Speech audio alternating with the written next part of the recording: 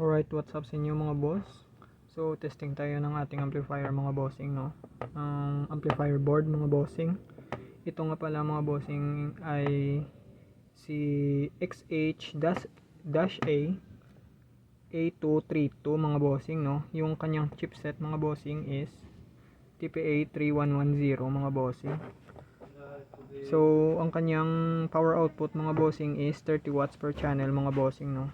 Kanyang input mga bossing is 8 to 26 volts mga bossing, no? So, gamit natin mga bossing is 19 volts lang mga bossing, no? Charger ng laptop mga bossing. At yung audio source natin mga bossing is naka RCA connection tayo mga bossing, papunta sa ating cellphone mga bossing, no? Load natin mga bossing is dalawang 3-inch na full range mga bossing, no? 15 watts at saka dalawang HK na tweeter mga bossing.